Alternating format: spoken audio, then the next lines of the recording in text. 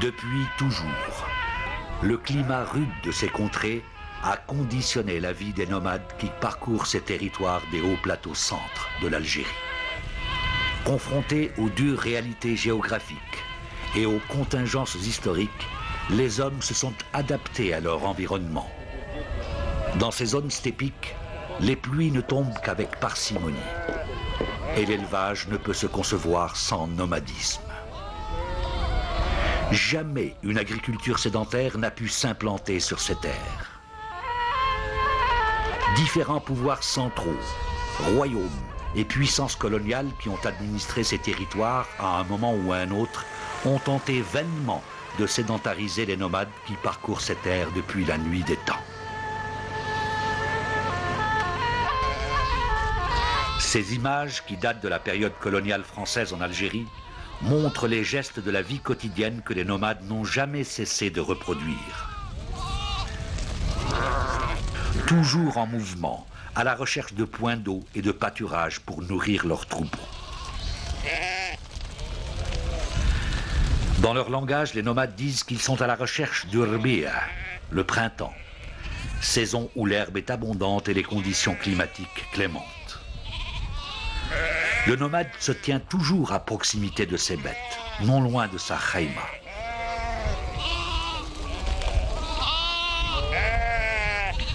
Le campement est composé de quelques tentes disposées à distance régulière les unes des autres.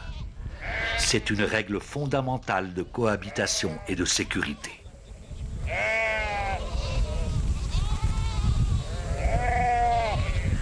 À la vue de l'étranger, les enfants accourent vers la tente pour informer leurs parents.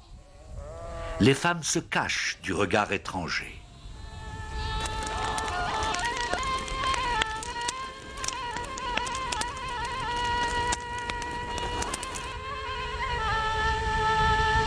Naguère, pour s'approvisionner, le nomade enfourchait sa monture pour se rendre dans les souks avoisinants.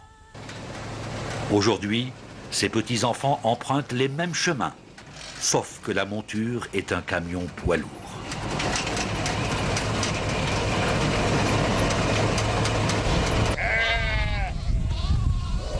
La steppe. Le pays du mouton occupe une vaste étendue des plaines des hauts plateaux algériens à l'orée du désert. Ces terres ont de tout temps été le terrain de transhumance pour les nomades, à la recherche d'herbes fraîches, d'eau et de zones tempérées.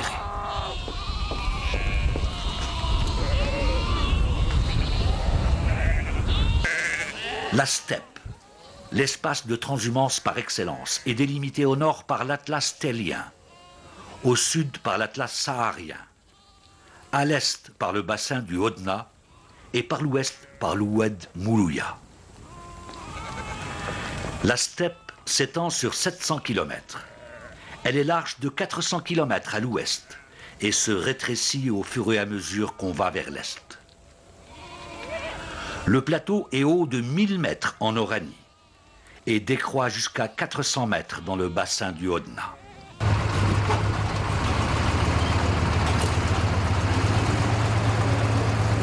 Hamed est un nomade descendant des Ouled Naïl, une tribu qui évolue entre le Chott Zahrez au nord et Oued Djeddi au sud.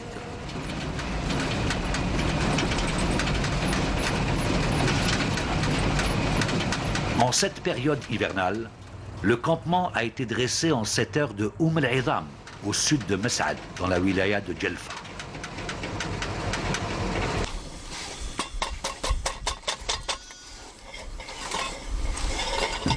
Rqiya, la maman de Hamed, évoque sa vie au quotidien.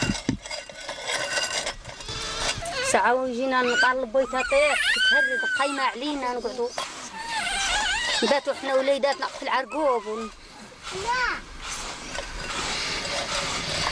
كنا نروح له ساعات وتتكسر بينا الكمين نقعدوا نباتوا نوبه ولا اثنين في الخلاق قاعد ما ناكلوا ما نشربوا في العرقوب قعود يقضى علينا الماء ما نقدروا نجيبوه ما. Ce n'était pas donné à tout le monde d'être nomade. Il fallait avoir certaines capacités physiques, intellectuelles, etc., que les gens recevaient par héritage, probablement génétique, mais aussi par culture. Lorsque un enfant est élevé au milieu d'un troupeau, il s'attache aux animaux, il s'attache à la nature.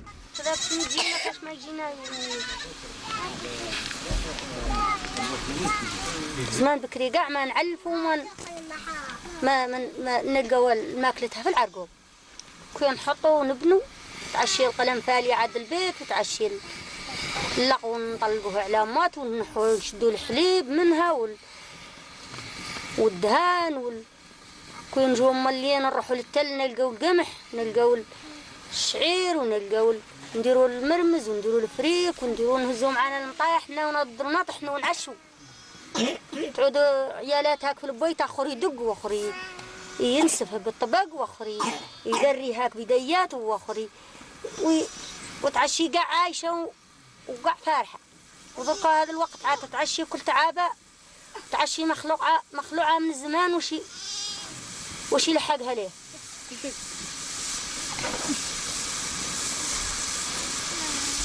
بالصيف نحطوا هالضويات اللي عندهم ببطلهم وهذا اللي تعبوا عنهم ذاك نصيفوا فيهم. المي يجيبوها لنا من القاع ومن الناير لا بيعره ولا حميره نديروا القربه هذيك تاع طيبوها نتاع المعزه وكن نجي نطيبوها بالعسل ونعاودوها بالدباقه ونمصمصوها بالصابون ونديروا فيها ميتنا. الشربات الاولين واحد 7 أيام نشربوهم مرين بالعسل ومن تالي من بعد ما تتعدل يعود لنا ماها زين طيب. بعد عام ولا عامين كطيح تقطر هكذا نلقوا لها المي عين هكذا ونطفوا اللي يطيحها شربوه. نروحوا كل عدو في الشتاء نقبلوا التقرت نطيحوا نلقطوا له حيده نلقطوا له نجيبوها لوليداتنا على البعير نديروها في القراير نعروهم هكذا ونلحوهم عجمال نقرهم هكذا نهزوا المي يشرفوهم ويقشوا ونجوا عاقبين للتل طول ما نحطوش كاع هنايا للتل.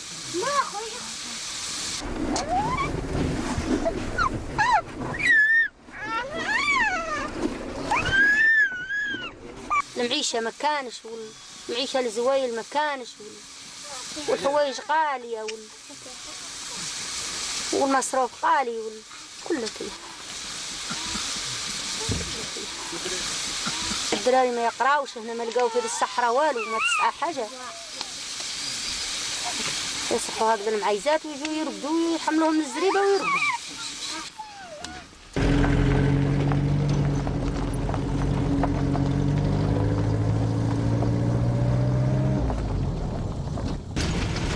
Amer prend son véhicule tout-terrain et part à la recherche de bons packages. Aujourd'hui, avec le matériel roulant moderne, les efforts sont optimisés, moins pénibles.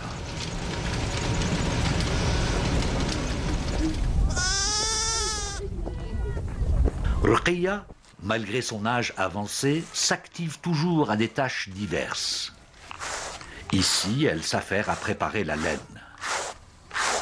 À côté, Abbassia, sa belle-sœur. Elle file la laine pour la rendre plus fine. En maniant leur métier à tisser, les femmes gardent vivace la mémoire des temps passés. Par ses gestes, cette fille brode les motifs aux couleurs de sa tribu, une sorte d'armoirie. Et de génération en génération, ces motifs se perpétuent. Sur ces images qui datent des années 30, une femme tisse la tente de sa tribu. Les allers et retours de la navette sont incessants et précis. Rouge et noir, les fils se croisent sans jamais s'entremêler. De ce travail méticuleux est né cet ouvrage qui servira d'identité à cette tente.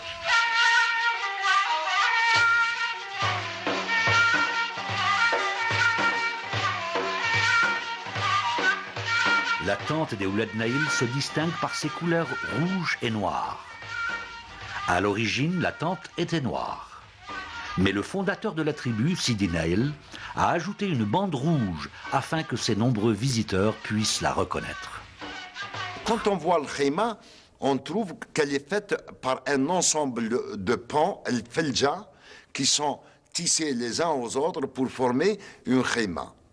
Plus qu'elle est grande, le khayma, plus que la famille elle est grande et elle possède beaucoup de richesses. D'ailleurs, dans le khayma, il y a ce qu'on appelle traiga, un bout de tissu sur lequel sont tissées toutes les informations qui concernent la famille. Et comme toujours, Ruqayya et sa famille répètent les gestes des anciens. Chacun avec sa touche, mais tout en respectant l'art des ancêtres.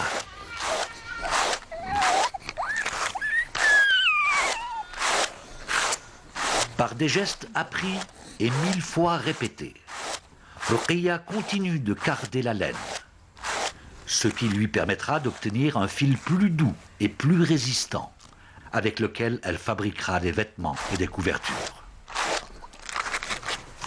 Abbassia file la laine à l'aide d'un fuseau.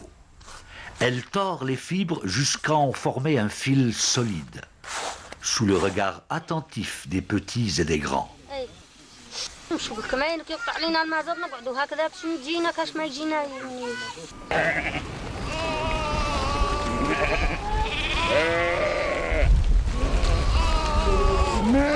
La nuit tombe. Le cheptel devra rentrer au bercail, car demain est un autre jour.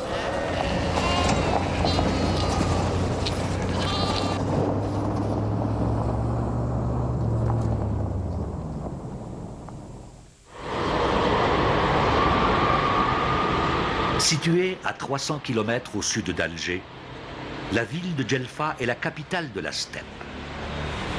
L'endroit fut d'abord un poste militaire français installé en 1852. Une année plus tard, un marché hebdomadaire très fréquenté par les nomades a été créé.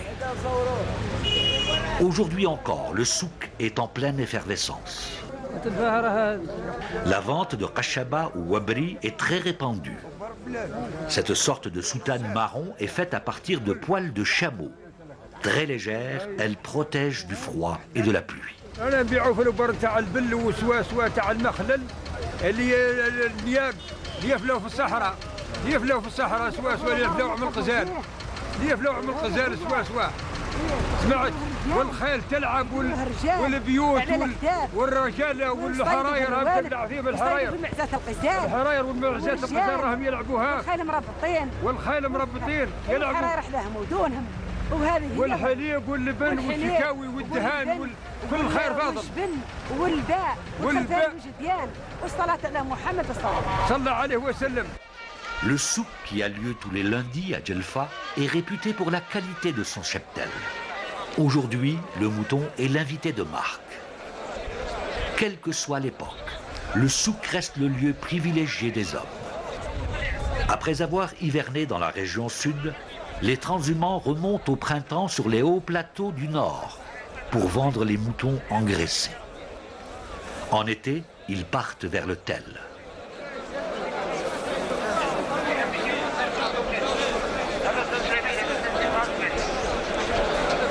Tout le monde aime à se retrouver en ce lieu. Jadis, on venait prendre les nouvelles des uns et des autres. Certains étaient là pour vendre les productions agricoles, le cheptel, et d'autres venaient pour acheter, négocier, peser.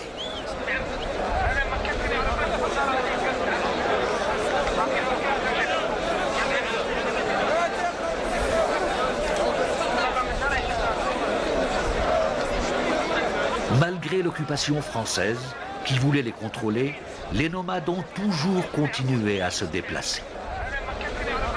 Aujourd'hui encore, le marché est une véritable fourmilière. Les hommes se bousculent, se disputent parfois, mais finissent toujours par se retrouver.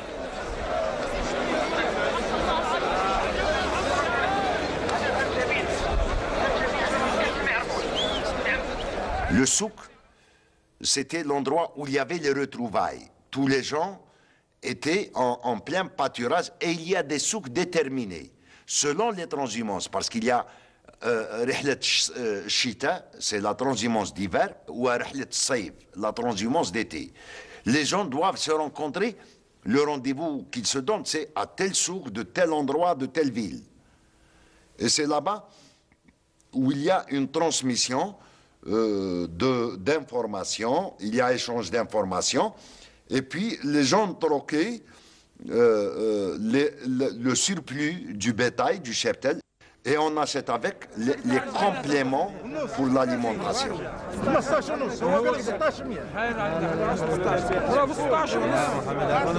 Les négociations vont bon train. Et les enchères commencent à monter. Mais tout se fait dans une ambiance bon enfant.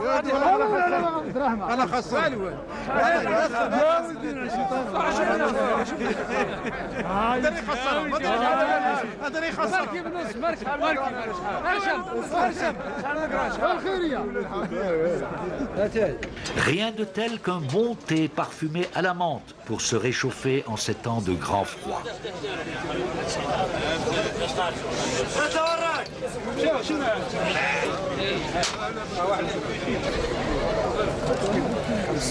Mais certains ne prennent pas le temps de se reposer. Les affaires sont les affaires. Et chacun prend son dû, en espèces ou en nature.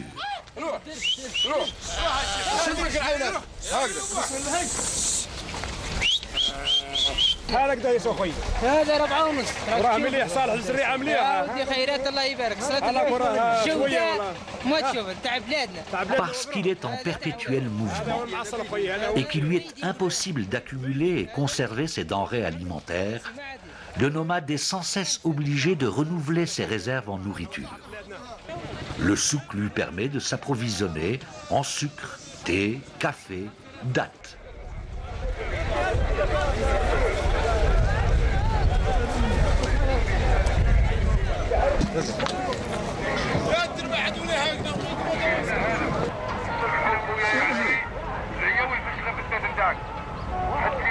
Messaad, c'est un important village tout près de l'ancien Castellum d'Imidi, créé pendant l'occupation romaine en l'an 201. Situé à 40 km au sud-est de Djelfa, Messaad est un important centre économique et culturel. Carrefour des routes caravanières, ce village a de tout temps attiré diverses populations, romaines, arabes, Banu Hillel et juifs d'Andalousie. La position centrale au cœur de la steppe a fait de ce lieu un carrefour, un espace de rencontre entre artisans sédentaires et nomades.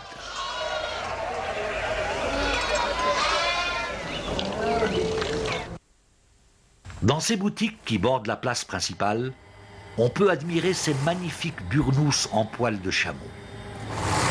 Ces burnous sont renommés pour leur légèreté et la qualité de leur tissage.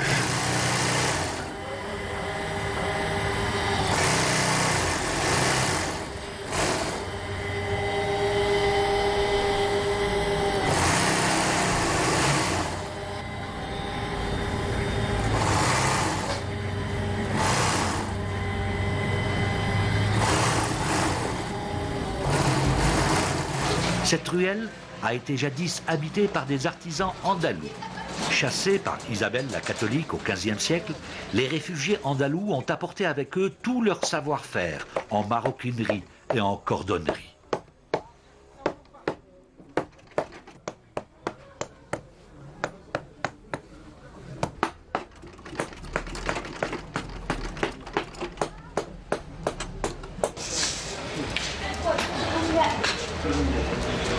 Paysans et nomades trouvent chez ce forgeron fer à cheval et autres outils métalliques.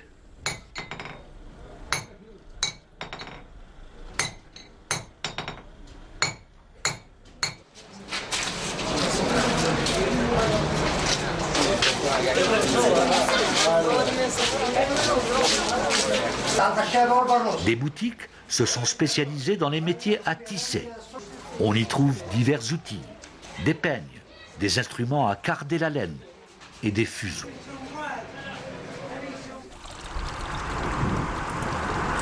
Ce village berbère en ruine se trouve à une vingtaine de kilomètres au sud-est de Djelfa.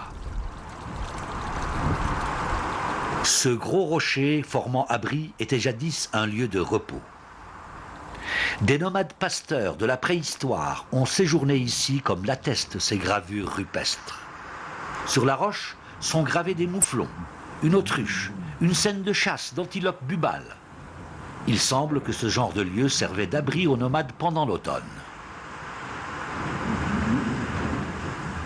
En été, les hommes préhistoriques prenaient le flanc nord. Et en hiver, ils prenaient le flanc sud. Ils utilisaient comme parcours. Malika Hached, dans ses recherches, a retrouvé dans les sédiments, dans les grottes, de quoi ils s'alimentaient, etc. Et puis, elle a retrouvé des ossements ovins. Du Nil et jusqu'au Maghreb, la présence d'abris portant des gravures atteste que les habitants de ces régions ont été les pionniers du pastoralisme nomade.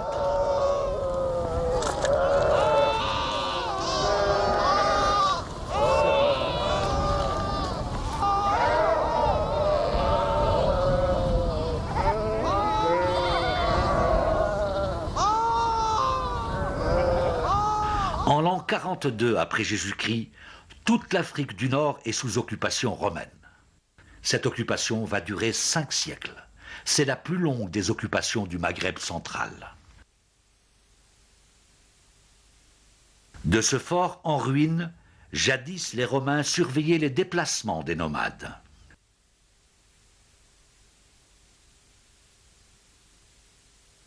Peu à peu, le Maghreb central se transforme en grenier de blé pour Rome. Et pour drainer l'ensemble des richesses, on construisit des routes, des limesses et des forts, et on quadrillait les grandes propriétés.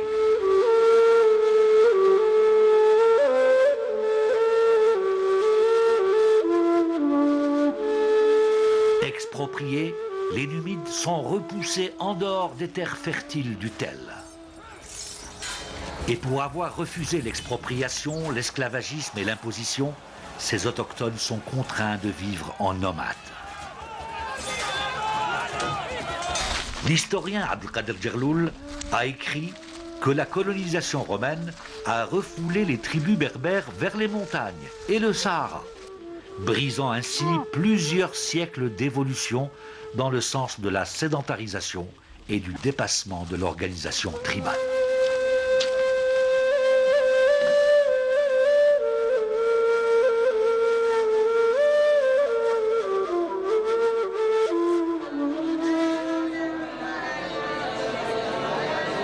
Le mouvement maraboutique a joué un grand rôle dans l'intégration du monde rural, par la pacification des routes caravanières et la lutte contre la fiscalité imposée par le pouvoir central turc de l'époque ottomane.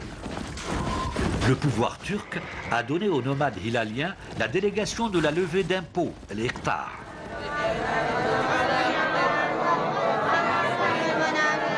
C'est ainsi que des hommes de foi vont intervenir pour neutraliser la violence conséquente à l'hectare contre les zénètes sédentaires.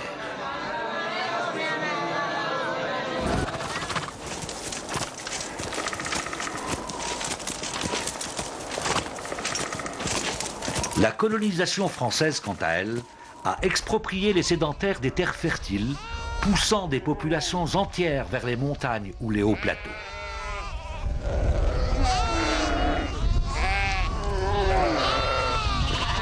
Dès 1844, les colons ont verrouillé les accès aux terres du Nord, des terres qui étaient nécessaires à la production pastorale, privant ainsi les nomades de la steppe des parcours de pâturage et des chaumes des plaines.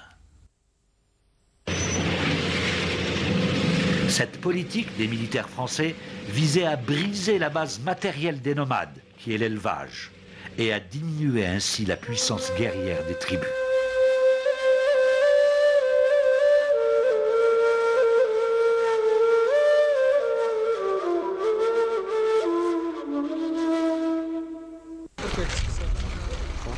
El-Idam.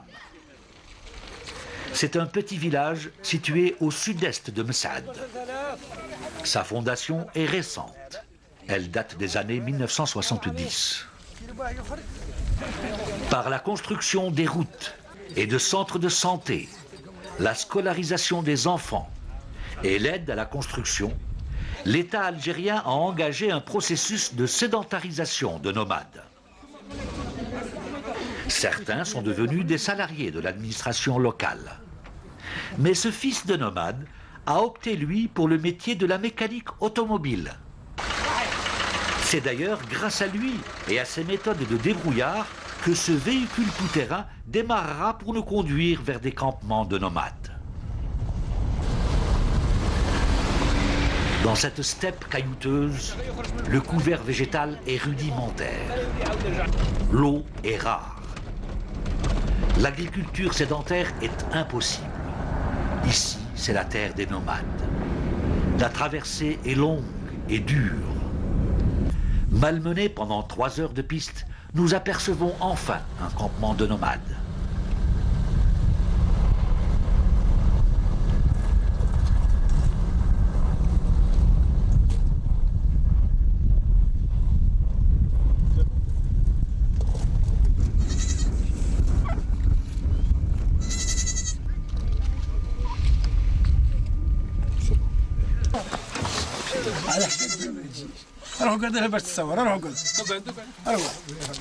Ce nomade est devenu un berger chez un grand éleveur, un peu comme un salarié rémunéré en fonction du nombre de têtes.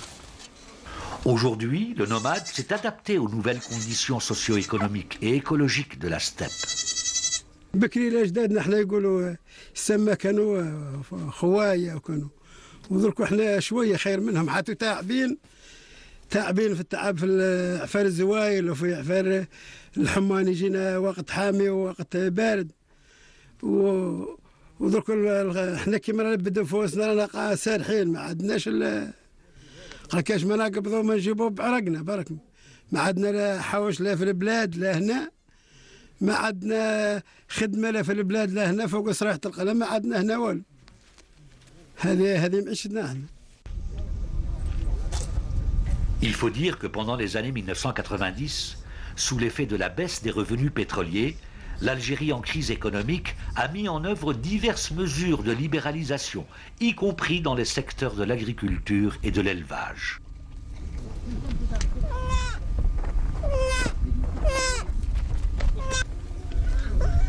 Et c'est alors qu'émergea une minorité de gros éleveurs employant des bergers payés au minima. Les conditions climatiques et la crise financière ont précipité un grand nombre de nomades dans la pauvreté.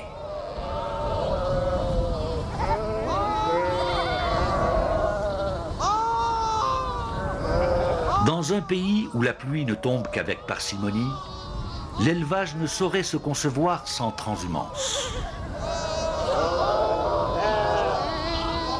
La steppe, ce milieu difficile, où les espaces de pacage sont rares, ne peut nourrir les troupeaux que pendant une saison. Et c'est alors que des accords entre tribus se concluent, permettant aux uns d'aller faire paître sur les terres des autres leur bétail le temps d'une saison. C'est la transhumance.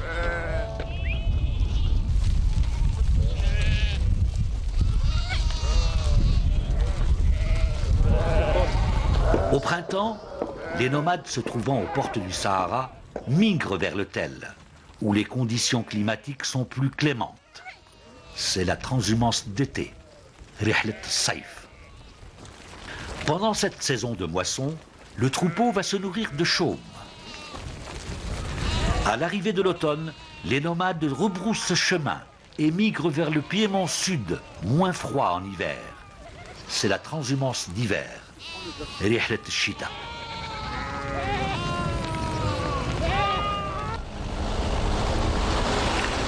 Aujourd'hui, la transhumance se fait en camion. Des déplacements massifs se font en peu de temps.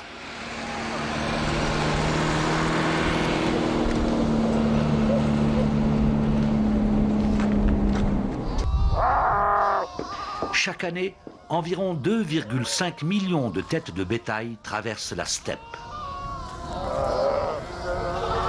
Aujourd'hui, la superficie des parcours steppiques est de 20 millions d'hectares, dont presque la moitié est dégradée. Ces parcours dégradés ou en voie de dégradation ne cessent d'augmenter, hypothéquant ainsi les revenus des populations pastorales. On assiste à une dégradation de la steppe depuis quelques années. Elle a commencé depuis la fin des années 70 et elle continue. Les raisons, elles sont multiples. Il y a des raisons qui sont des raisons climatiques, comme partout dans le monde, il y a des changements climatiques et on les subit. Et puis il y a d'autres raisons qui sont d'ordre anthropologique, ce sont l'action de l'homme sur ces milieux. Les milieux stépiques sont des milieux très fragiles. Les milieux stépiques sont des milieux très fragiles. Sur ce parcours de la région de Mes'ad, on observe toute une flore indicatrice de parcours dégradés. Donc on est sur un parcours au niveau d'un couloir de passage qui est très dégradé, où une espèce dominante, essentiellement l'Astragalus armatus, qui domine au niveau de ces parcours. Elle est caractérisée par ses épines longues, donc elle constitue uniquement un parcours pour les chameaux, et accompagnée d'autres espèces telles que le Pegano marmala, qui est une espèce aussi toxique, et ce qui caractérise essentiellement ces parcours de transhumance au niveau de ces régions de pré-Sahara. Le surpâturage et les changements climatiques ont causé des dégâts considérables à ces parcours. Le couvert végétal a changé et d'autres espèces floristiques nocives ont envahi le paysage. La dégradation, elle est surtout due à un surpâturage et puis à des défrichements qui sont partout dans la steppe, des défrichements des labours qui sont irréfléchis et puis qui sont improductifs. Et le fait de défrichir ces ressources végétales, ces ressources qui sont parfois, comme le cas de l'alpha, qui sont des ressources non renouvelables, donc c'est vraiment quelque chose qui est décevant et désolant pour nous. Pour faire face à la dégradation des parcours, les pouvoirs publics, par l'intermédiaire du Haut Commissariat pour le développement de la steppe, ont mis en place un système de mise en défend. Ce système de mise en défend est conçu pour réguler l'accès aux terrains de pâturage, afin de permettre la reconstitution du couvert végétal.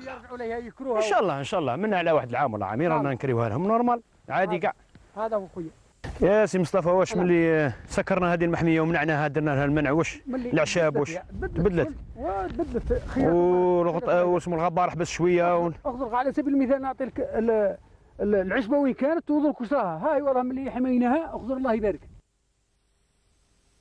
بالي عاودت استرجعت ملي سكرناها ما كانتش كاينه هذه بصح كي تعفتها وحدينا المال هاي الله يبارك هذه اخضرت على خاطر كون المال كاين هذه تتقرض تنح تتكل ما تنوضش درك هاي الحمد لله هذه نصيها وراه وين راه هاو كيما هذه عندنا العود الجفنه العرفج نسموه احنا ثاني في بلايص هانا نمشوا معاها وهذه العشبه كل تنفع النعجه وهذا القوت نتاع القلم صح والابل هذا نوع العشبه من هذه الانواع. المهم المحميه تاعنا راها في الفائده الحمد لله راه حياك ان شاء الله ان شاء الله بارك الله يبارك.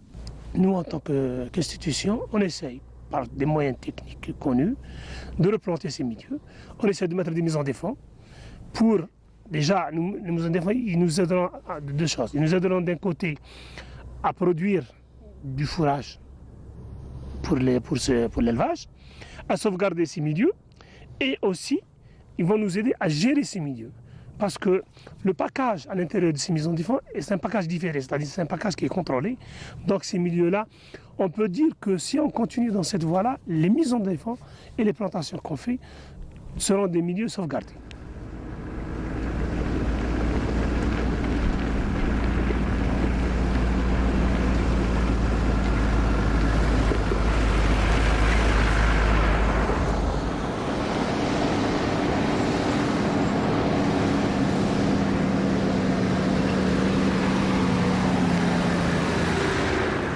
Ici, des nomades devenus salariés surveillent ces espaces mis en défend pour lutter contre la dégradation des parcours et la désertification.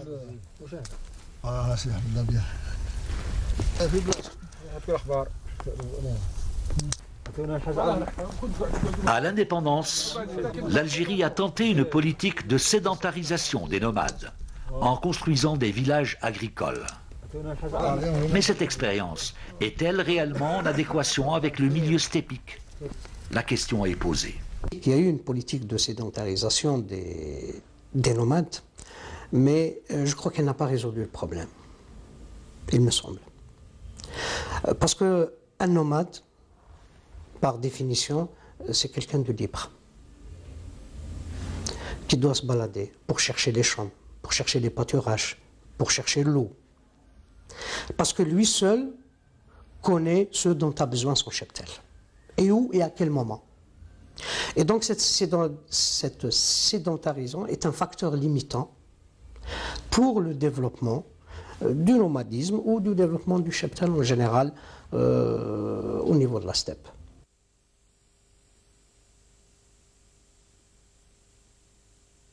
Je pense que vouloir les fixer est un non-sens. Pourquoi? Parce que nous ne sommes pas dans un pays où nous avons des terres à vocation agricole à 100%. Tels que la Mitidja par exemple, ou les espaces qui sont très producteurs. Mais nous avons affaire à un milieu très ouvert, un milieu steppique, donc assez grand et large. Et donc, l'homme s'est adapté à ces mouvements dans ce milieu et donc il a perfectionné, entre guillemets, ces techniques de package, de mobilité, etc.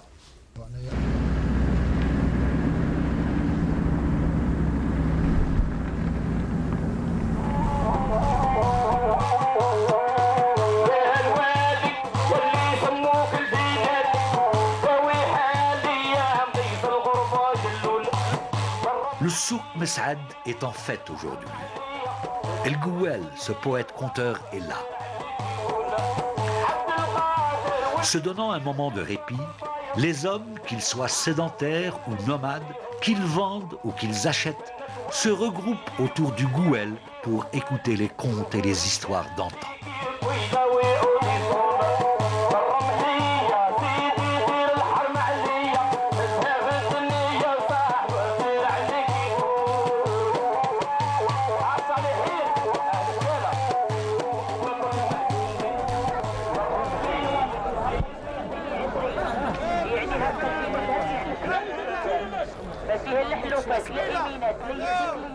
Véritable carrefour, Mes'ad est un endroit où tout le monde se réunit pour s'enquérir les uns des autres, pour s'échanger toutes sortes de choses. Cela va des moutons aux herbes miraculeuses.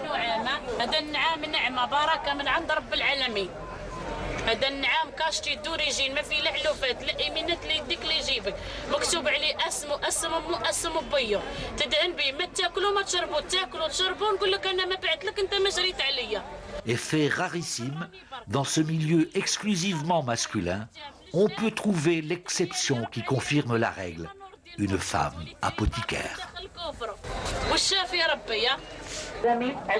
En suivant le chemin tracé par Al-Flidja, ces pans de tissu qui formeront plus tard la tente typique des Ouled Naïl, on trouve inévitablement des nomades. S'ensuit une discussion houleuse qui finit parfois par... Mais soyons rassurés, ceci n'est qu'une mise en scène improvisée à la vue de notre caméra.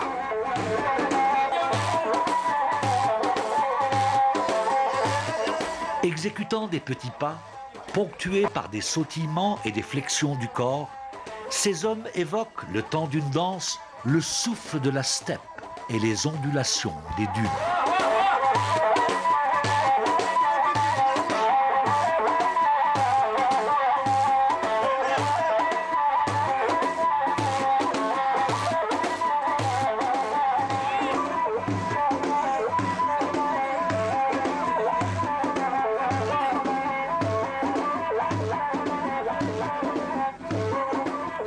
Durant la saison des pluies, les nomades sont à la recherche d'herbes et de chaleur pour leurs troupeaux.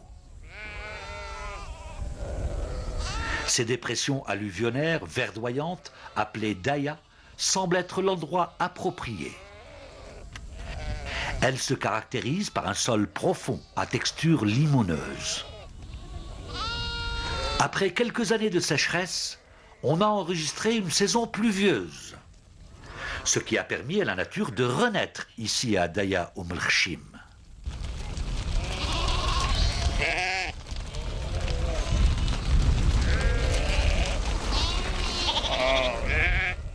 Connaissant l'importance de ces dépressions pour les nomades, des points d'eau ont été construits. Celui-ci date de l'époque coloniale. D'une profondeur de 4 mètres, ce puits permet aux bêtes de s'abreuver même au moment des plus fortes chaleurs de l'été.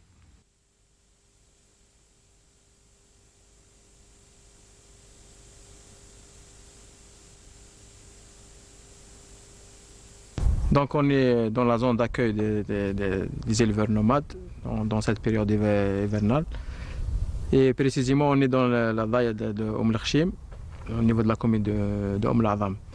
Ces zones d'accueil sont caractérisées par des parcours en général là où il y a un développement important des espaces annuels à la faveur des pluies automnales. Et les éleveurs sont à la recherche à la fois de l'herbe et de la chaleur. Surtout, cette période coïncide avec la période des naissances des agneaux, donc ce qui permet un développement rapide des agneaux et un gain en poids aussi rapide. Ces dayas, en général, sont caractérisés par, on les reconnaît facilement par la présence de pistachiers de l'Atlas, qui constitue l'une des caractéristiques principales de la végétation de ces zones.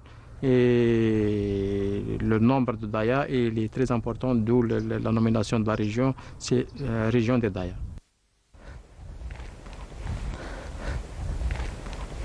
Donc voilà un plan de pistachier qui est âgé de certainement de plusieurs siècles. Donc on mesure l'âge de l'arbre en fonction du diamètre du tronc. Donc celui-là, il a facilement 6 à 7 siècles. Donc vous imaginez l'importance et l'adaptation et le capital génétique de cette espèce au niveau de ces zones. Donc c'est une espèce qui est pleine d'enseignements en matière de recherche scientifique et à explorer en principe par les scientifiques. Le pistachier de l'Atlas, connu sous le nom de Batma chez les autochtones, est l'une des caractéristiques des dayats qui se trouvent au pied de l'Atlas saharien.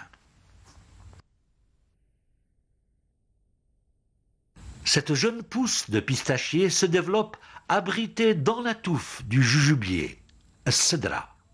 Il est son hôte. Le pistachier est ainsi protégé durant tout son développement, les épines du jujubier faisant barrage au cheptel.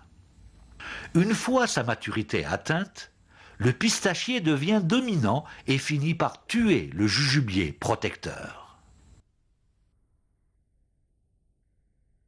Le pistachier permet de lutter contre la désertification. Il joue le rôle de conservation des sols dans ces zones semi-arides et arides.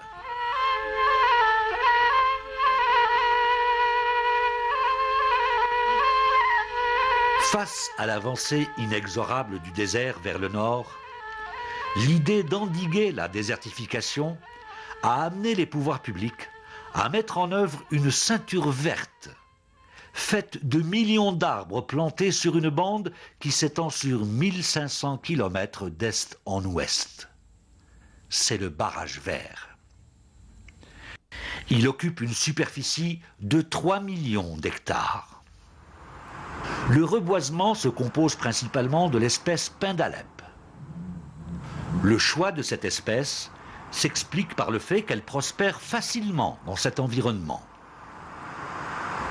Cependant, ce programme de reboisement s'est fait sur les parcours d'alpha, espèce endémique de la région steppique qui tend à disparaître. Sur ces parcours évoluent également d'autres espèces d'intérêt écologique, telles que l'armoise, chih, une plante médicinale très appréciée par les ovins et qui donne un goût particulier à la viande.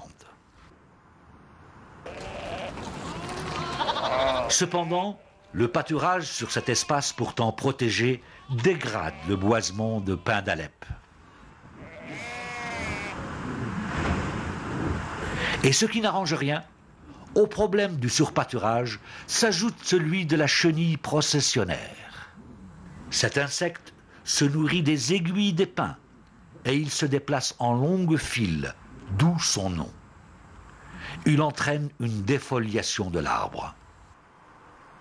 En cas d'infestation massive, il provoque un affaiblissement important des arbres. Les boisements qui se présentaient comme une solution au problème de l'avancée du désert sont à leur tour menacés de disparition.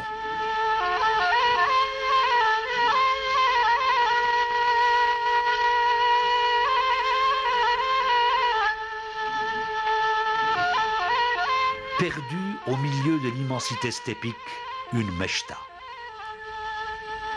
Cette habitation pour l'hiver, comme son nom l'indique, permet aux femmes et aux vieillards d'y séjourner pendant la saison froide. En réalité, avec la modernité, les routes ont traversé les parcours steppiques. Et à cela se sont ajoutés les moyens de transport mécanisés qui ont permis des déplacements rapides, sans encombre. Et c'est alors que ces maisons sont devenues des demeures permanentes pour les plus âgés et des haltes pour les jeunes nomades. Le mobilier est très modeste. Mais le métier à tisser tient une place de choix dans cette demeure. De quoi s'occuper durant les longues journées d'hiver. Le coffre aussi a une place importante, puisque c'est ici que les biens les plus précieux sont déposés. Et la plus âgée des femmes est la dépositaire de la clé du coffre.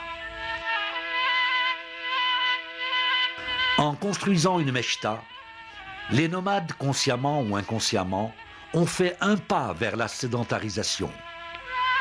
Et nous assistons à la naissance d'une nouvelle forme de nomadisme, où la vie sédentaire n'est pas totalement exclue. Alors, les nomades auront-ils tendance à s'effacer du tissu social? Je ne crois pas que le nomadisme disparaîtra un jour, mais il se fera sous une autre forme. Déjà, on assiste aujourd'hui au déplacement des nomades par camion, d'un point à un autre, compte tenu maintenant de la politique qui a été appliquée, celle de la PFA, l'accession à la propriété foncière agricole, donc qui a limité, qui a barré la route des chemins qui étaient empruntés par ces éleveurs du nord au sud ou vice-versa. Le nomadisme lui-même, c'est un mode de vie. C'est un mode de vie, donc il y aurait toujours des nomades. Il y aurait toujours des gens qui n'accepteront pas la vie de sédentaire et qui seront, c'est dans leur sens, c'est dans leur vie, c'est dans leur philosophie. Ils resteront toujours nomades. Ils n'accepteront jamais le mode de vie citadin comme on le connaît ou semi-sédentaire. Non, je ne pense pas. Je pense que le nomadisme il restera toujours.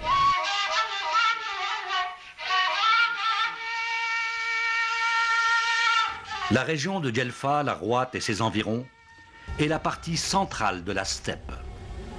Elle constitue le cœur de l'Algérie. C'est le trait d'union entre les plaines fertiles du nord et les oasis sahariennes. Cet espace est le lieu d'échange par excellence. Les hommes qui se sont adaptés à ces zones pastorales, à l'écosystème particulier, à l'aridité marquée, peuvent difficilement se détacher de la vie de nomades pratiquant la transhumance. Historiquement, toutes les tentatives sur les nomades entreprises par les colonisations successives pour les contrôler ont échoué. Et ce qui est vrai pour la steppe algérienne est vrai aussi pour la plupart des zones steppiques dans le monde, où les populations ont pratiqué et pratiquent toujours le nomadisme.